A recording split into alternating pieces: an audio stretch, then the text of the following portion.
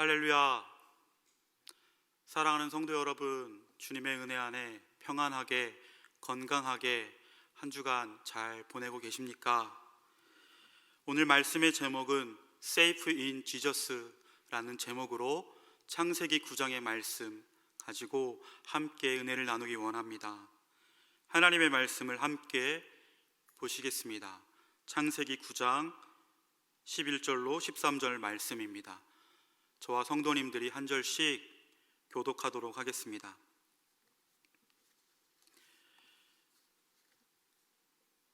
내가 너희와 언약을 세우리니 다시는 모든 생물을 홍수로 멸하지 아니할 것이라. 땅을 멸할 홍수가 다시 있지 아니하리라. 하나님이 이르시되 내가 나와 너희와 및 너희와 함께하는 모든 생물 사이에 대대로 영원히 세우는 언약의 증거는 이것이니라. 함께 읽겠습니다. 내가 내 무지개를 구름 속에 두었나니 이것이 나와 세상 사이의 언약의 증거니라. 아멘. 우리는 지금 학교도 직장도 그리고 교회도 모이지 못하는 현실 가운데 처해 있습니다. 뜻하지 않은 방콕, 집콕 생활을 하면서 답답한 가운데 있습니다. 아이들도 좁은 방 안에서 서로 부대끼고 싸우고, 엄마들도 매일 해내야 되는 삼시세끼 그리고 설거지들. 그래서 오늘 그런 말들도 돌더라고요. 설거지에다가 옥자를 넣어붙여서 끝이 없는 그 설거지다 해서 설거지옥이라는 말이 돌고 있다고 합니다. 저도 곰곰이 생각해 보니까 원치 않은 그러한 환경 가운데 주일에 교회 가지 못하고 예배드리지 못했던 때가 있었습니다. 젊었을 때 군 생활을 비무장지대 DMZ 안에서 할 때였습니다. 비무장지대 안에 가드포스트라고 GP라는 성과 같은 요새에서 북한군의 동향을 살피던 때에 그렇게 군대에 들어가 GP에 들어가서 첫 번째로 맞는 주일 아침, 여느 때처럼 교회를 향하지 못하던 저의 상황 가운데 마음이 너무나 무겁고 힘들고 괴로웠던 그 첫 주일, 근무를 마치고 쉬는 시간에 소대원들이 없는 조용한 곳을 찾아서 하나님의 말씀을 펴 읽고 기도했던 그러한 마음 아팠던 첫 주일의 기억이 있습니다. 여러분들은 어떻습니까? 성도님들 중에도 몸이 아파서 혹은 이러저러한 형편 때문에 교회에 나가지 못했던 주일, 그렇게 어렵고 힘든 마음을 가지고 말씀을 읽고 기도했던 그러한 때가 있었을 것입니다. 오늘 하나님의 말씀 속에도 그렇게 힘들고 어렵게 하나님 앞에 예배했던 한 가족이 있습니다. 아담과 하와의 10대 손으로 하나님 앞에 의롭게 살았던 노아와 그의 가족들입니다. 셋의 후손과 가인의 후손이 섞여 살면서 죄악이 온 세상에 들끓던 그때에 하나님께서는 온 세상을 물로 심판하십니다. 그러한 가운데 하나님의 말씀대로 노아는 120년 동안 방주를 만듭니다. 그리고 마침내 때가 되어 지상의 모든 동물들이 그 방주로 모여 들어왔습니다. 정한 짐승들은 7쌍씩, 부정한 짐승들은 2쌍씩. 그리고 노아가 600세가 되던 그때 비가 내렸습니다. 40일 동안 밤낮으로 비가 내리고 땅에서도 샘들이 솟아 물이 차 올라오고 온 세상이 물로 뒤덮였습니다. 지상에서 가장 높은 산 꼭대기도 물이 덮이고 그 가장 높은 꼭대기로부터도 15규빗 약 7m 정도까지 물이 차 올랐습니다. 그러한 날이 150여일 계속되었고 150일이 지난 후 조금씩 물이 줄어들기 시작합니다. 그렇게 줄어드는 시간도 빨리 지나지 않고 300일 정도가 지나고 나서야 노아는 방주에 있는 창문을 열고 까마귀를 내보냅니다. 그 까마귀는 그냥 돌아왔습니다. 그리고 비둘기를 내보내고 비둘기도 다시 방주로 돌아옵니다. 그리고 얼마 후 다시 비둘기를 내보내니 이번에는 감람나무 잎을 물고 들어옵니다. 그리고 한 번 더 비둘기를 내보냈을 때는 다시 돌아오지 않았습니다. 그리고 마침내 방주에서 나오게 됩니다. 노아와 그 가족들이 방주 안에서 살던 그 생활은 어떠했을까요? 꼬박 1년하고도 17일이나 걸린 그 방주 안의 생활들.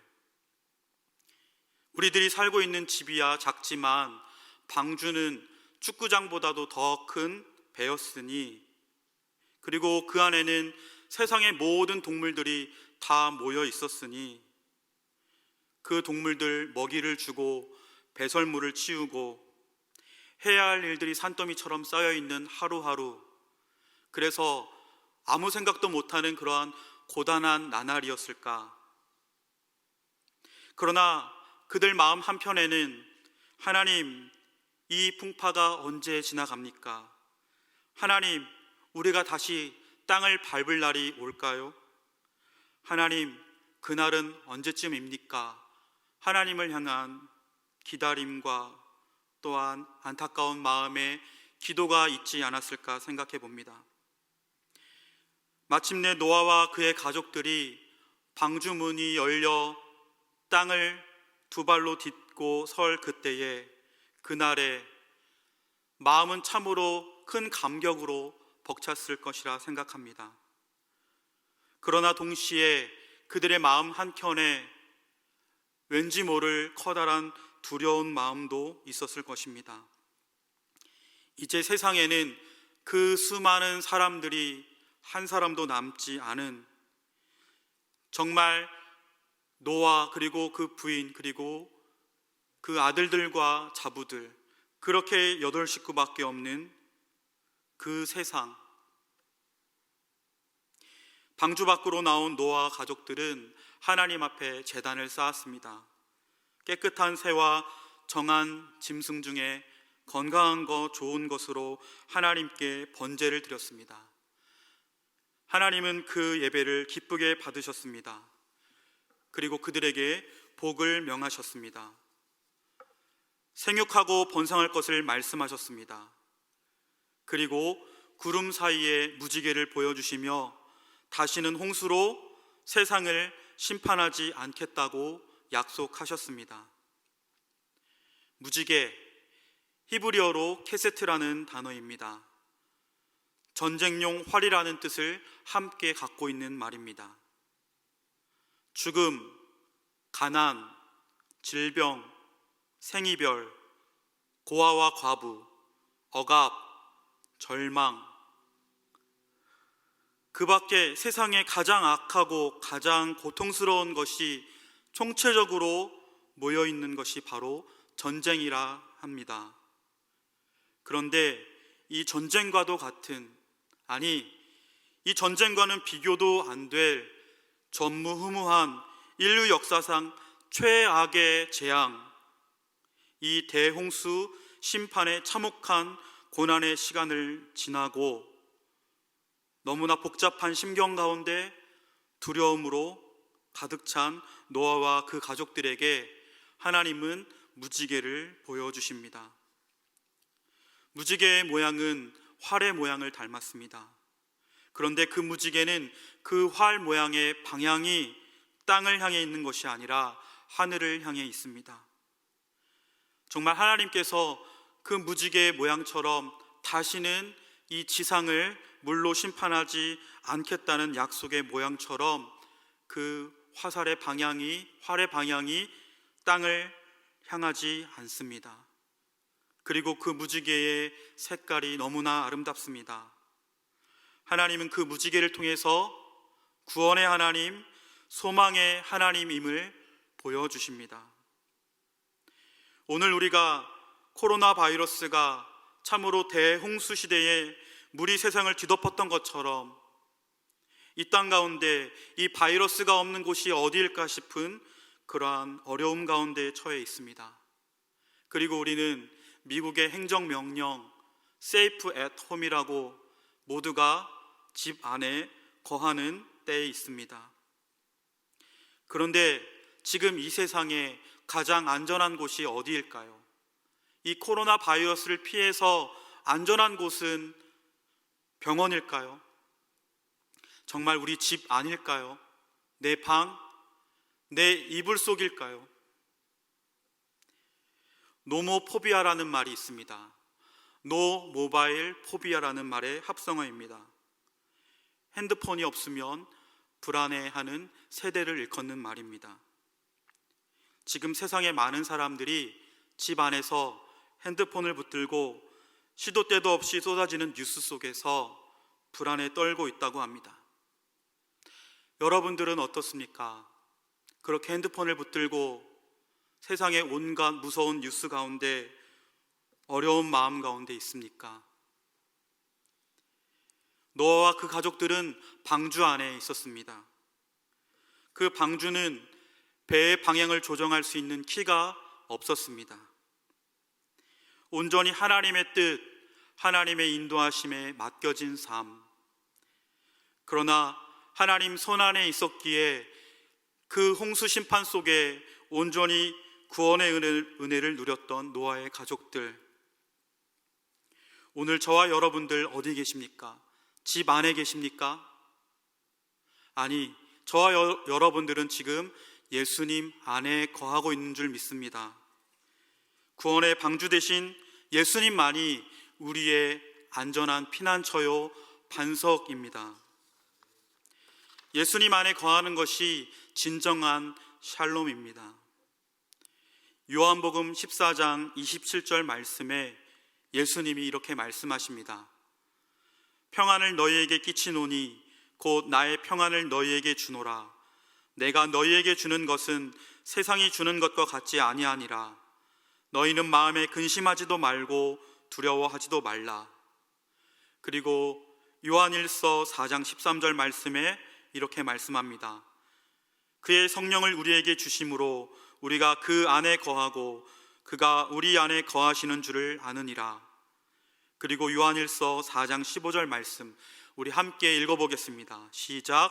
누구든지 예수를 하나님의 아들이라 시인하면 하나님이 저 안에 거하시고 저도 하나님 안에 거하느니라.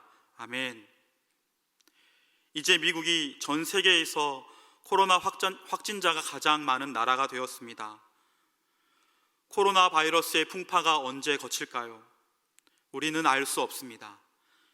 그러나 멀지 않은 날 우리가 다시 이 예배당에 모여서 건강하고 환한 얼굴을 마주 대하고 큰 기쁨과 감사의 마음으로 하나님을 향해 두 손을 높이 들고 또 박수를 힘껏 치면서 찬양하며 예배드릴 그날이 곧 올 것입니다.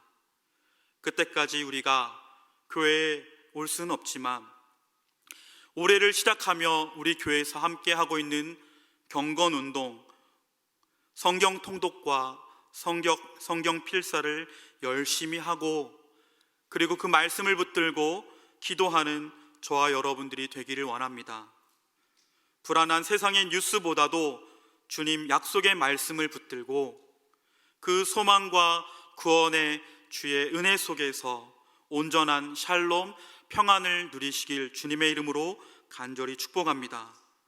그리고 한 걸음 더 나아가 온갖 세상의 뉴스들을 나누기보다 하나님 말씀 가운데 주신 은혜를 붙들고 그 은혜를 문자나 카톡 또 멀리 떨어져 있는 가족들, 친구들, 이웃들에게 전화상으로라도 그 은혜를 누리고 나누고 전하는 축복의 통로의 삶이 되시길 주님의 이름으로 간절히 축원합니다. 함께 기도드리겠습니다.